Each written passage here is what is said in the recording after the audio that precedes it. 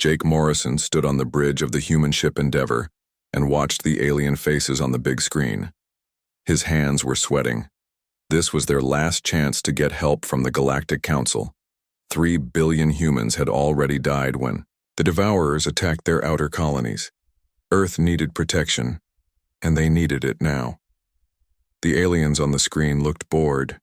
The tall blue ones, called Zephyrians, barely looked at him. Their leader had 6 arms and golden eyes that seemed to look right through Jake as if he was not there. The crystal creatures called Vorticons made sounds that the computer said meant they were laughing at humans. "Please," Jake said into the microphone. "Our people are dying. The Devourers destroyed New Boston Colony last week.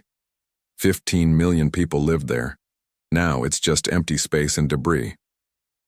High Counselor Thek 9 was the leader of the council. He was a gray alien with 4 eyes that could look in different directions at the same time. 2 of his eyes looked at Jake, while the other 2 looked at something else entirely. This made Jake feel small and unimportant. "Commander Morrison," Thek 9 said in a voice that sounded like metal scraping on stone, "we have reviewed your species many times. Humans lack the necessary abilities to survive in this galaxy. You have no mind powers. You cannot read thoughts, like the Zephyrians. You have no natural armor like the Cortani. You cannot control energy like the plasma beings of Rigel 7. Jake felt his heart sink. Dr. Lisa Martinez stood behind him at the science station. She was the smartest person. Jake knew, and even she looked defeated. Lisa had spent 3 years studying alien biology and psychology. She understood these creatures better than anyone else on the ship. "But sir," Lisa stepped forward, "humans are adaptable. We learn quickly. We solve problems in ways other species do not think of." The Vorticons made their laughing sound again. It was like the sound of breaking glass mixed with wind chimes. The computer translated their words. "Problem solving is irrelevant when facing extinction. The Devourers have consumed 17 civilizations in this sector alone. Each of those civilizations thought they were clever too." Captain Amy Rodriguez was listening from Earth through the communication link. She commanded the Earth Defense Force, what was left of it anyway. The Devourers had destroyed most of their ships in the first attacks. Amy's voice came through the speakers, and Jake could hear the tiredness in it. "Council members," Amy said, "we are not asking you to fight our battles for us. We just need time to evacuate our colonies. Give us ships to move our people to safety." A new alien appeared on the screen. This one looked like a giant insect with purple shell and multiple, clicking mandibles. It was a hive mind representative from the Sector Defense League. When it spoke, hundreds of voices spoke at the same time, creating an echo that made Jake's skin crawl. "Evacuation resources are limited," the creature said. "We must prioritize species that can contribute to galactic defense. Humans score lowest on the Species Capability Index. Your reaction time is slow. Your physical strength is weak. Your technology is primitive. Your lifespan is too short to develop meaningful expertise." Lisa stepped closer to the screen. "What about our creativity? Our ability to think outside normal patterns?" Thek 9's 4 eyes all focused on her at once. "Creativity is chaos. In war against the Devourers, chaos leads to death. We need predictable, proven abilities. We need species that can match the Devourer's strength with equal or greater strength." Jake looked around the bridge at his crew. These were good people, smart people. They had worked for 3 years to prove that humans deserved a place in galactic civilization. But every meeting ended the same way. The aliens saw humans as weak, short-lived creatures who would only get in the way. The Zephyrian leader finally spoke. His voice sounded like singing, but the words were cold. "The Zephyrian Empire has protected this galaxy for 10,000 years. We do this through discipline and proven methods. We cannot risk resources on species that bring nothing to the fight." "We bring determination," Jake said, his voice getting louder. "We bring the will to survive. We bring the ability to find solutions when there seem to be no solutions. Determination does not stop Devourer energy beams," Thek 9 replied. "Will to survive does not prevent planetary consumption. Finding solutions is meaningless when you lack the tools to implement them." The meeting continued for 2 more hours. Every argument the humans made was dismissed. Every plea for help was met with the same response. Humans were too weak, too primitive, too limited to be worth saving. Finally, Thek 9 announced the Council's decision. The Galactic Council has voted. Humanity will be relocated to preservation. Zone Gamma 7 on the Galactic Rim. This area is far from devourer activity. Your species will be safe there. Jake felt like someone had punched him in the stomach. A reservation, he said quietly. You want to put us in a reservation? A protection zone, the insect creature corrected with its 100 voices. You will have planets to colonize. You will have resources for basic needs. You will be safe. But we will not be free. Amy's voice came through the speakers. We will not be able to explore. We will not be able to grow as a civilization. Growth requires capability, Thek 9 said. Your species lacks the genetic advantages necessary for expansion in a hostile galaxy. This decision is final. The screen went dark. The meeting was over. Jake stood in the silence of the bridge and felt the weight of failure. He had failed his species. He had failed the 3 billion people who had already died. He had failed the billions more who would now be forced to live in a cage on the edge of nowhere. Lisa walked over to him. Jake, we knew this might happen. Did we? Jake asked. Did we really think they would just write us off like this? Maybe it's for the best, said Tom Bradley, the ship's engineer. At least our people will live. At least the human race will survive. Jake shook his head. This isn't survival. This is slow death. We'll be like animals in a zoo, watched and controlled by our betters. That night, Jake could not sleep. He walked through the ship's corridors thinking about the meeting. The aliens had been so sure of themselves, so certain that humans had nothing to offer. They looked at humans the way humans might look at insects, interesting perhaps, but ultimately irrelevant. In the morning, a message arrived from Dr. Peter Collins at the research station on Kepler 442b. Peter had been working on something secret for months, something he claimed would change everything. Jake had not paid much attention before. Peter was always working on crazy ideas that never went anywhere. But this message was different. Peter's voice was excited, almost breathless. Jake, you need to get here as soon as possible. Bring Lisa and the xenobiology team. I found something. I found what makes humans different. I found what makes us dangerous. Jake stared at the message for a long time. Dangerous? The Galactic Council had just finished explaining in detail how harmless humans were, how weak and limited they were. What could Peter have possibly found that would change that? But Jake had nothing else left to hope for. The Endeavor changed course for Kepler 442b. Maybe Peter was wrong.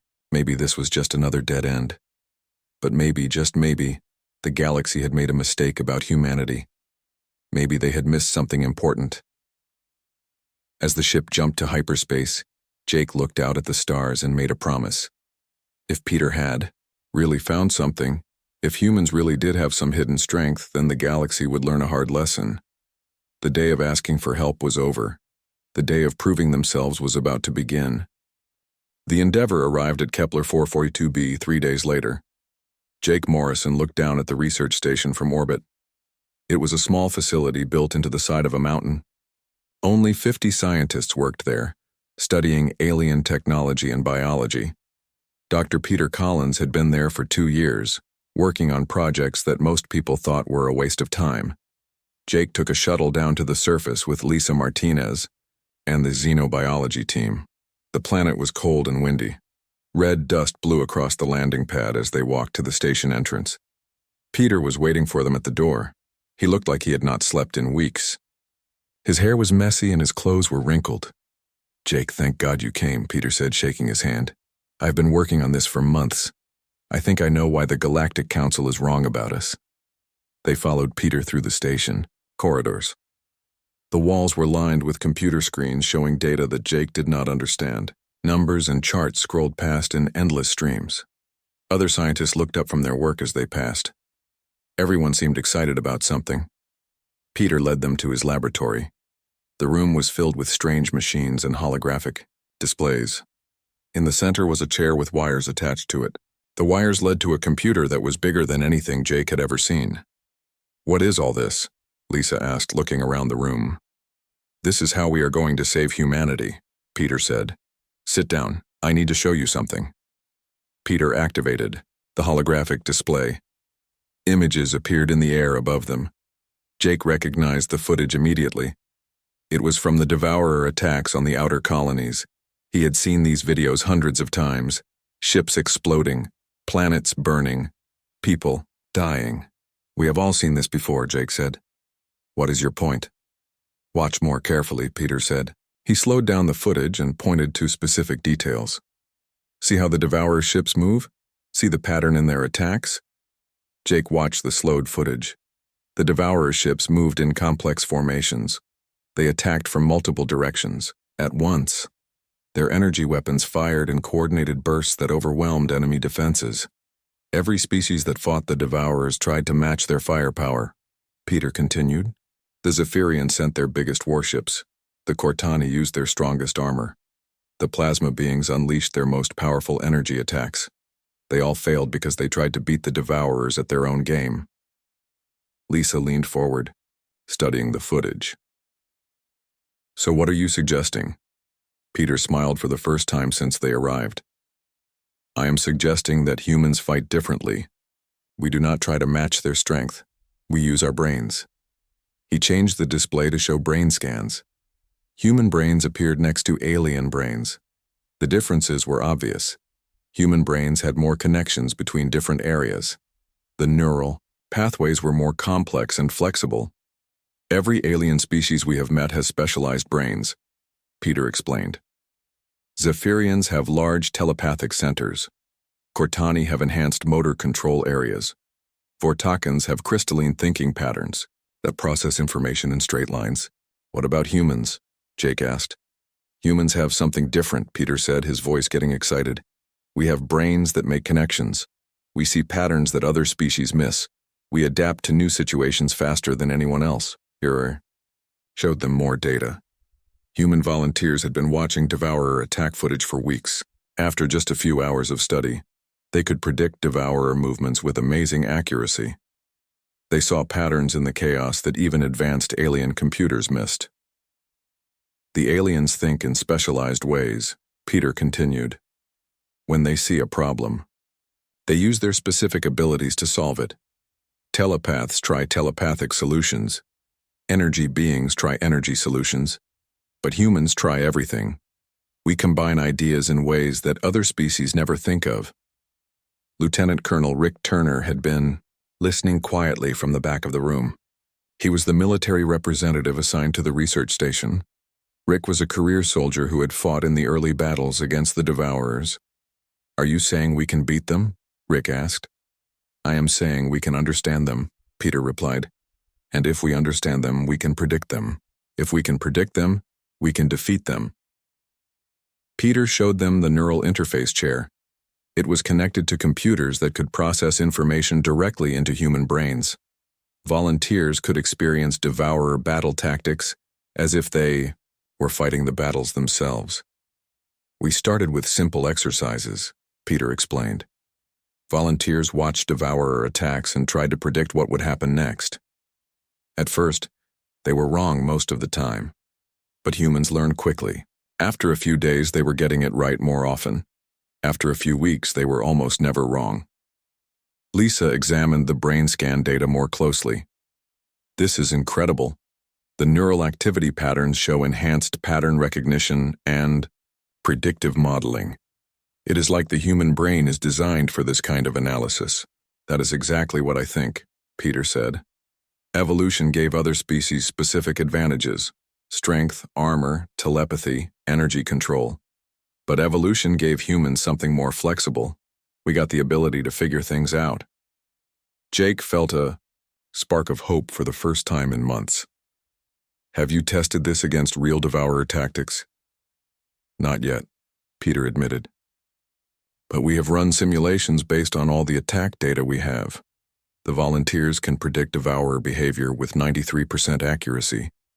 No alien species has ever achieved anything close to that." Rick stepped forward. I want to try D. Peter looked uncertain. The interface is still experimental. We do not know all the risks.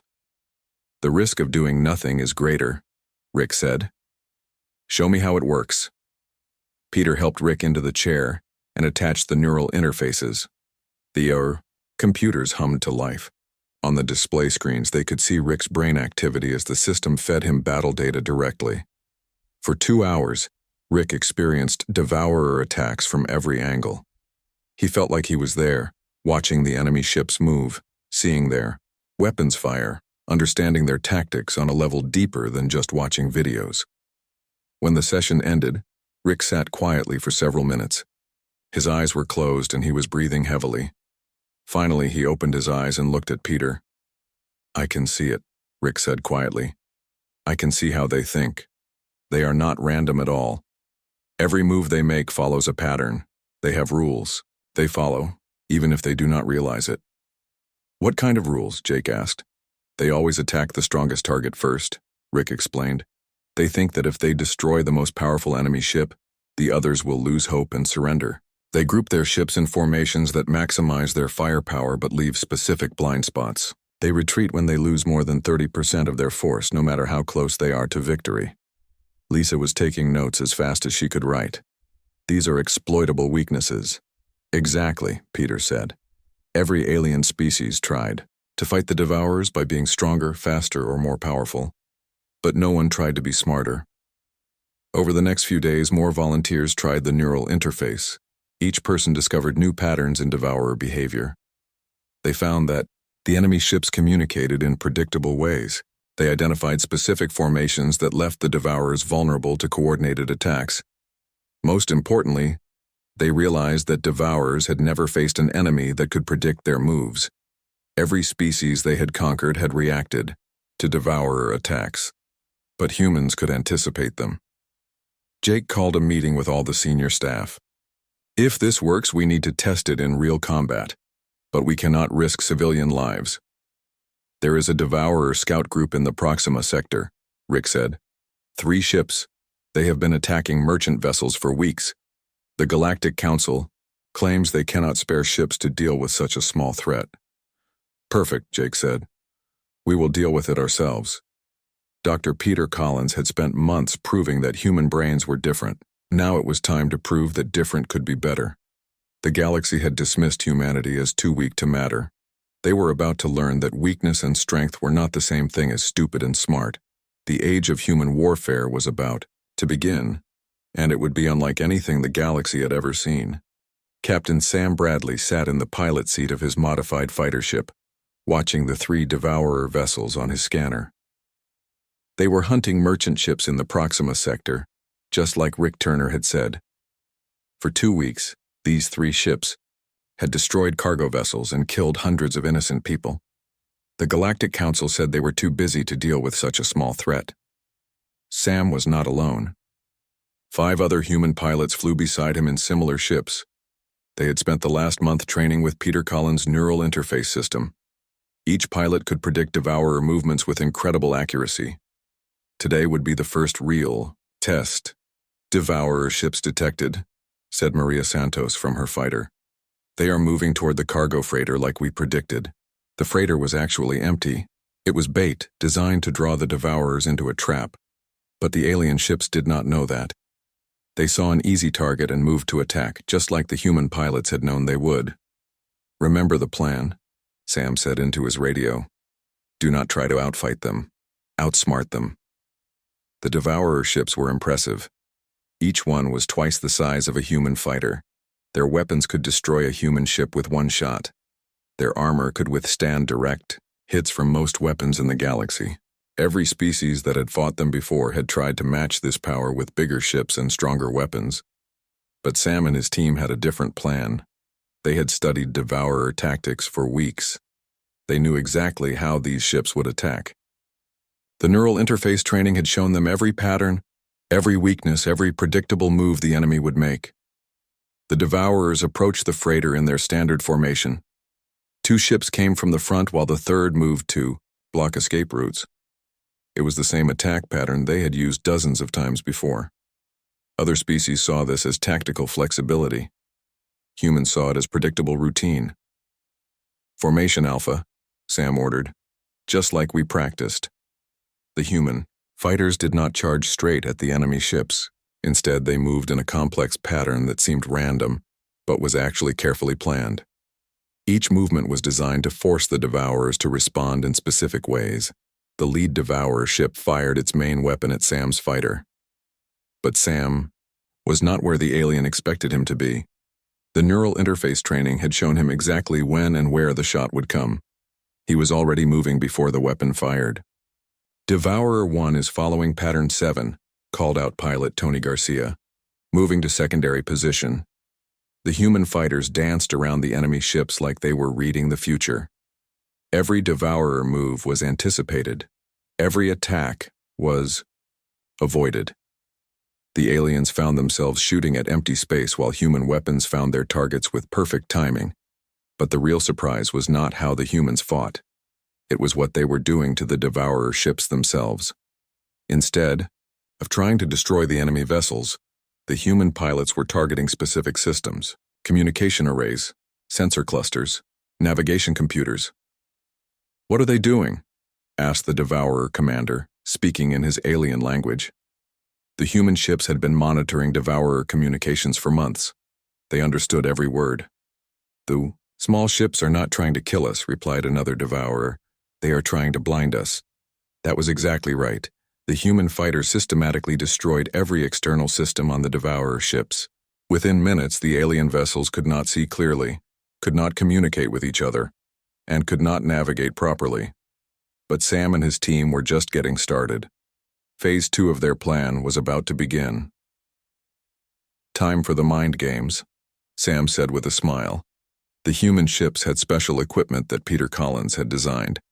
Instead of trying to jam Devourer communications, they began sending false information directly into the alien communication networks. The Devourers heard reports of massive human fleets approaching. They heard emergency signals from other Devourer ships claiming they were under attack. Most importantly, they heard recordings of Devourer commanders from previous battles, altered to sound like they were reporting human tactical superiority and recommending immediate retreat. The neural interface training had taught the humans something crucial about Devourer psychology. These aliens were extremely confident in their own abilities. They had conquered 17 civilizations and never met an enemy they could not defeat. But this confidence was also their weakness. When that confidence was shaken, they became confused and afraid. "Impossible," said the Devourer commander. "These humans should not be able to fight like this. Our intelligence said they were weak and primitive." "Commander," came a panicked voice from another Devourer ship, "I am receiving reports that human fleets have defeated Hive Ship 7 in the Centauri sector." This was false information planted by the humans.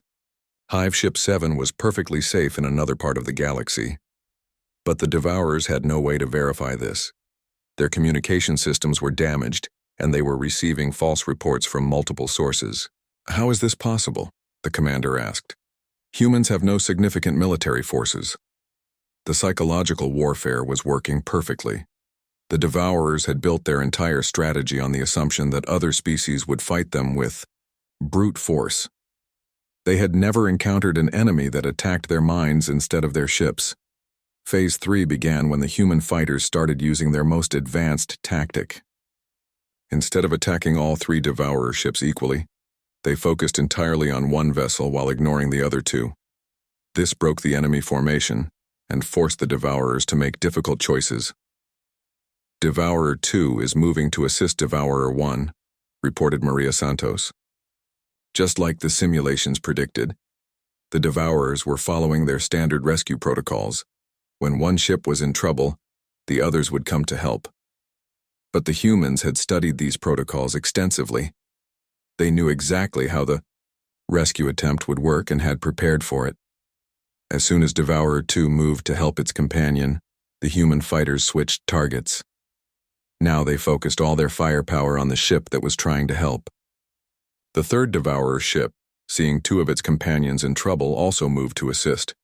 Within minutes, all 3 Devourer ships were clustered together in a tight group. This was exactly what the humans wanted. The enemy vessels were now vulnerable to coordinated attacks from multiple angles. But Sam had an even better idea. Instead of destroying the ships, he ordered his pilots to target the Devourer weapon systems. One by one, the alien ships lost their ability to fight back. They were trapped, blind, and helpless. "This is impossible," the Devourer commander repeated. "How can 6 small ships defeat 3 warships?" The answer was simple, but the Devourers could not understand it. They had spent centuries developing better weapons, stronger armor, and more powerful engines. They had never thought to develop better strategies or smarter tactics. The battle ended without a single human casualty. All 3 Devourer ships were captured intact. The aliens inside were alive, but completely demoralized. They had been defeated not by superior firepower, but by superior thinking. News of the victory spread quickly through underground channels. The Galactic Council tried to suppress the information, but word traveled fast in the space trading networks. Humanity had achieved something impossible. 6 small fighters had defeated 3 Devourer warships without losing a single ship, but this was just the beginning. The captured Devourer ships contained valuable intelligence about enemy operations. The humans now had access to Devourer technology, communication codes, and tactical databases. More importantly, they had proven that their new fighting methods worked in real combat. The neural interface training was not just theory, it was a weapon that could change the balance of power in the galaxy. General Linda Walsh received Sam's battle report while sitting in her office on Earth. She read it 3 times before she believed what she was seeing. 0 human casualties. 3 enemy ships captured. Complete tactical victory. Linda reached for her secure communication device. It was time to expand the program. If 6 pilots could defeat 3 Devourer ships, what could 60 pilots do? What about 600? The galaxy was about to find out. The hunt had begun. The emergency session of the Galactic Council began at dawn. High Counselor Thek-9 looked tired and worried. His 4 eyes moved nervously as reports flooded in from across the galaxy. Something impossible was happening, and nobody could explain. "The Chronari Empire has surrendered to human military advisors," announced the Zephyrian representative. Her golden eyes showed confusion and fear. A 3-decade civil war ended in 7 days. The rebels gave up without a single battle. "How is this possible?" asked the Bortakan delegate. The crystal creature's voice sounded like breaking glass. "Humans have no significant military power." Thek-9 activated the holographic display. Images appeared showing human ships in dozens of star systems. Not huge fleets or massive warships, just small groups of fighters and support vessels. But everywhere these humans went, conflicts ended quickly and decisively. "The hegemony of Valdris tested human resolve last month," Thek-9 continued. "They attacked a human merchant vessel. Within 48 hours, their government collapsed, in a military coup. The new leadership immediately returned the captured humans and paid reparations." The insect representative from the Hive Mind Collective clicked its mandibles nervously. When it spoke, hundreds of voices echoed together. "Our intelligence networks cannot explain these events. Human forces are too small to cause such disruptions." President Ellen Burke appeared on the communication screen from Earth. The same woman who had once begged for protection now spoke with calm confidence. The council members leaned forward to hear her words. The dynamic in the room had completely changed. "Counselors," Ellen said politely, "I understand you have questions about recent events." "President Burke," Thek-9 replied carefully, "we would appreciate an explanation. Your species was assessed as having limited military capability, yet reports suggest human involvement in conflicts across multiple sectors." Ellen smiled slightly. "We are not hiding anything. We simply learned to use our natural abilities more effectively." "What natural abilities?" the Zephyrian demanded. "Our analysis showed humans lack significant evolutionary advantages." "You looked for the wrong things," Ellen answered. "You searched for telepathy, energy manipulation, and physical enhancements, but you missed what makes humans truly dangerous." The council members exchanged glances. 6 months ago, they had dismissed humanity as irrelevant. Now they were hanging on every word from a species they had planned to relocate to a reservation. General Chris Murphy had been the military advisor to the Chronari Empire. His report explained how the Civil War had ended so quickly. The rebels had been fighting for 30 years against the imperial government. Both sides were exhausted and bitter. Peace talks had failed dozens of times. Chris arrived with only 12 human analysts and no weapons. Within 3 days, he had mapped every political connection, every financial relationship, and every personal grudge in the rebel leadership. The humans did not threaten anyone or use force. They simply showed the rebel commanders a detailed analysis of how the war would end. Your current strategy will result in total defeat within 18 months, Chris had told the rebel leadership. Your supply lines are compromised. Your funding sources are being eliminated. Your popular support is declining by 8% each quarter. The rebels had demanded to know how humans could make such predictions. Chris showed them computer models based on historical data from similar conflicts. The patterns were clear to anyone who knew how to look for them. Every civil war follows predictable stages, Chris explained. We have studied hundreds of conflicts across dozens of species. The variables change, but the underlying patterns remain constant. But the real shock came when Chris presented the rebels with a different option. Instead of continuing a war they could not win, the humans offered to help them negotiate a settlement that would give them most of what they wanted without further bloodshed. The peace agreement was signed within a week. Both sides got more than they had expected. The Chronari government agreed to major political reforms. The rebels became the legitimate opposition party with guaranteed representation. The Civil War was over. The Galactic Council had been monitoring the Chronari situation for decades. They had sent peacekeeping forces, mediators, and humanitarian aid. Nothing had worked. But 12 humans with computers and historical data had solved the problem in 7 days. Similar reports came from other sectors. The hegemony of Valdris had learned an even harder lesson about human capabilities. When they attacked the merchant vessel, they expected a weak response from a primitive species. Captain Tony Garcia had been in command of the human response team. He did not bring warships or threaten military action. Instead, he brought something much more frightening: information. Tony arrived at the hegemony capital with detailed files on every government official, military leader, and business executive in their society. The humans had spent weeks analyzing hegemony communications, financial records, and political relationships. We know about Defense Minister Kalar's illegal weapons deals, Tony told the hegemony leadership. We know about Finance Director Maul's embezzlement scheme. We know about Admiral Tex's plans to overthrow the current government. The hegemony officials were shocked. This information was supposed to be secret. Some of it was known only to the individuals involved. But the humans had pieced it together from thousands of small clues and data points. How did you discover these things? Demanded the hegemony prime minister. We observe and analyze, Tony replied calmly. Humans are very good at seeing patterns that others miss. But Tony was not finished.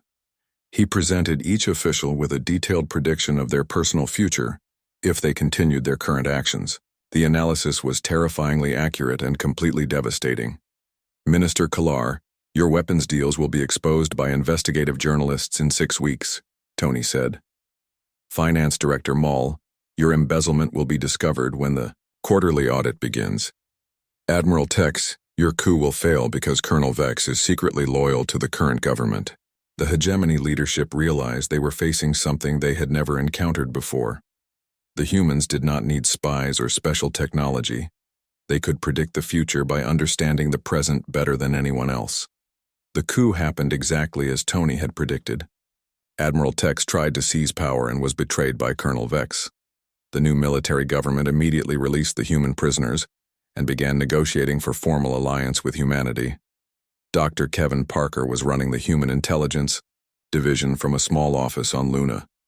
He had only 50 analysts working for him, but they were having an impact across the galaxy. Kevin had realized that most alien species shared information in predictable ways. By monitoring public communications and analyzing behavior patterns, humans could understand alien societies better than the aliens understood themselves. The key is not having more information, Kevin explained to his team. The key is understanding what information means. The Arcturian Trade Federation learned this lesson when they tried economic warfare against human colonies. They cut off trade routes and imposed economic sanctions, expecting humans to surrender quickly. A single human negotiator named Carol Williams walked into the Federation board meeting with a briefcase full of documents. She did not threaten military action or economic retaliation. She simply placed the files on the conference table and opened them. Inside were detailed analyses of every board member's personal scandals, business failures, and family secrets. Financial records showing corruption and illegal activities. Personal communications revealing affairs, gambling debts, and political conspiracies. "Gentlemen," Carol said quietly, "I think we can reach a reasonable agreement." The negotiation lasted exactly 6 minutes. The Federation agreed to all human demands and began lobbying for formal alliance status. Word of the meeting spread quickly, through corporate networks. Nobody wanted to face human analysts in a business negotiation. The galaxy was learning a hard truth about humanity. Physical strength and advanced technology were not the only forms of power. Knowledge, understanding, and the ability to predict behavior could be even more devastating than weapons. Species that had once dismissed humans as primitive now spoke their name with respect and fear. The age of human dominance had begun not through conquest, but through comprehension. 5 years had passed since the Galactic Council dismissed humanity as irrelevant. Today, High Counselor Thek-9 stood outside the human embassy on the neutral station Harmony Point. His 4 eyes looked nervous as he waited for permission to enter. The tables had turned completely. Inside the embassy, President Ellen Burke sat at her desk reviewing reports from across the galaxy. Every day brought new requests for human assistance. The Zephyrians wanted help with a trade dispute. The Vortakans needed advice on a territorial conflict. Even the mysterious energy beings from the Proxima Collective were asking for human consultation on interdimensional threats. Admiral Jake Morrison entered the office. The same man who had once begged for galactic protection now commanded respect. From species that could crush humans physically, but lived in terror of human intelligence capabilities. "The Council is here," Jake reported. "Thek-9 is requesting a formal audience." Ellen nodded. "Send him in. It is time we had this conversation." Thek-9 entered the room with careful steps. His multiple eyes focused on Ellen while also watching Jake and the other humans present. 5 years ago, he had looked down on these creatures as evolutionary failures. Now he spoke to them as equals, and everyone in the room knew that was not really true anymore. "President Burke," Thek-9 began formally, "the Galactic Council wishes to discuss recent developments." "Please sit," Ellen replied politely. "What developments concern you?" Thek-9 activated a holographic display. Images appeared showing star maps with human influence marked in blue. 5 years ago, human presence had been limited to a few small colonies. Now blue zones covered nearly half the galaxy. "Your species has exceeded all projections," Thek-9 admitted. "The galaxy has changed. Species that once stood as equals now defer to human judgment. Trade routes are secure. The devourers have retreated to the galactic core. Conflicts that lasted decades have been resolved in days." "These are good things," Ellen observed. "Why does the Council seem concerned?" Thek-9's eyes showed what humans had learned to recognize as anxiety. "We are concerned because we do not understand how you accomplished this. Your technology is still primitive compared to ours. Your military forces are small. Your planets are few. Yet somehow you have become the dominant power in this region of space." Dr. Rachel Collins entered the room carrying a datapad. She was Peter's sister and had taken over the xenopsychology program after his promotion to the Science Council. Rachel had spent years studying why human thinking was so different from alien cognition. "May I explain?" Rachel asked Ellen, who nodded. "Permission." Rachel activated her own holographic display. Brain scans appeared showing the neural patterns of different species. Human brains looked chaotic compared to the organized, specialized structures of alien minds. "Every species we have met evolved specific advantages," Rachel began. Zephyrians developed telepathy. Cortani developed enhanced physical capabilities. Fortakans developed crystalline logic processing. Each species became very good at particular tasks. Yes, Thek9 agreed. Specialization is the key to evolutionary success. Not for humans, Rachel continued. Humans evolved something different. We developed general intelligence and pattern recognition. While other species became specialists, humans became adapters. She showed Thek9 brain activity scans from human volunteers solving complex problems. The neural patterns were unlike anything seen in other species. Human minds made connections across different areas simultaneously, processing information in ways that seemed impossible to alien observers. When you face a problem, you apply your specialized abilities, Rachel explained. Telepaths use mental powers. Energy beings use energy manipulation. But humans try everything. We combine ideas in ways that specialized minds cannot conceive. General. Linda Walsh joined the meeting. She had been studying the strategic implications of human cognitive advantages for years. Linda understood better than anyone why the galaxy now feared humanity. The truth is simple, Linda said to Thek9. We do not need to be stronger than other species. We just need to understand them better than they understand themselves. She showed examples from recent conflicts. The Devourer retreat had been accomplished not through military defeat, but through psychological warfare. Human analysts had studied Devourer hive mind psychology and introduced doubt into their collective consciousness. The doubt spread like a virus, causing internal conflicts that destroyed their unity. 3 more hive ships have been neutralized this year, Linda reported. Not destroyed, neutralized. The Devourers aboard killed each other in civil wars that we started by planting the right ideas at the right times. Thek9 listened with growing horror. The Devourers had terrorized the galaxy for millennia. They had been considered unstoppable. But humans had defeated them not through superior firepower but through superior understanding of psychology. How do you study beings that no one can communicate with? Thek9 asked. We study their actions, Linda replied. Every behavior follows patterns. Every decision reveals something about the decision maker. Humans are very good at seeing these patterns. President Burke stood up and walked to the window overlooking the station's central plaza. Dozens of different species moved through the area, conducting business and socializing. 5 years ago, humans had been the weakest species here. Now delegates from powerful civilizations waited hours for brief meetings with human representatives. They see. Galaxy misunderstood what strength means, Ellen said without turning around. You looked for physical power, advanced technology, and specialized abilities. But true strength is the ability to adapt, to learn, and to understand. She turned back, to face Thek9. Humans do not dominate through force. We succeed because we figure out what other species need and help them get it. In the process, they become dependent on our advice and analysis. This was the real secret of human success. Instead of trying to rule through conquest, humans had made themselves indispensable. Every major decision in the galaxy now involved human consultation. Treaties were written with human input. Trade agreements required human analysis. Military strategies used human tactical predictions. Dr. Kevin Parker's intelligence division had expanded to over 1,000 analysts working across 50 different worlds. They did not spy in the traditional sense. They simply observed public information and found patterns that others missed. This gave them better intelligence than any spy network in galactic history.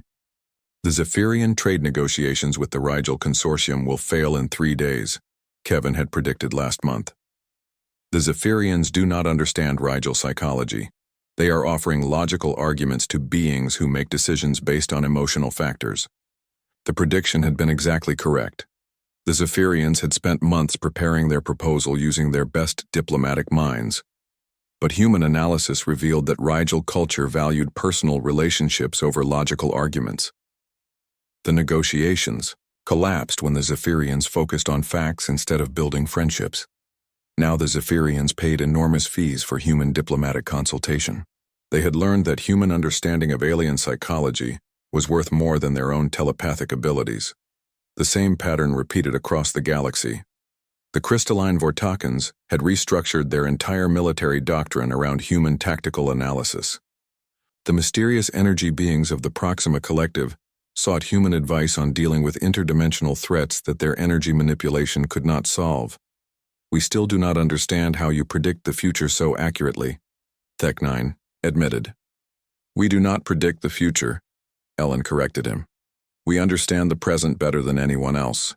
When you truly understand why people act the way they do, predicting their future actions becomes simple." Jake Morrison looked at the star map showing human influence zones. "5 years ago, you told us we had nothing to contribute to galactic civilization. You were right. We did not contribute. We changed the entire game." The meeting continued for several more hours. Tech-9 asked dozens of questions about human methods and capabilities. But the real purpose of his visit became clear near the end. "The Council wishes to formalize humanity's position in galactic affairs," he said carefully. "We propose elevating your species to primary civilization status with full voting rights and territorial autonomy." Ellen smiled. "That is generous, but we are not interested in titles or formal recognition." "What do you want?" Tech-9 asked, confused. "We want to keep doing what we are doing," Ellen replied. "Solving problems, ending conflicts, making the galaxy a safer and more prosperous place for everyone." This was perhaps the most frightening thing about humans. They did not seek power for its own sake. They sought understanding. But in a galaxy full of specialized species with predictable behaviors, understanding was the ultimate power. As Tech-9 left the embassy, he realized the truth that other species were slowly accepting. The age of human dominance had begun not through conquest but through comprehension. And that made humans more dangerous than any weapon or army in galactic history. The day humanity stopped asking for help was the day they realized their greatest strength was not matching other species' advantages, but understanding them so completely that those advantages became irrelevant.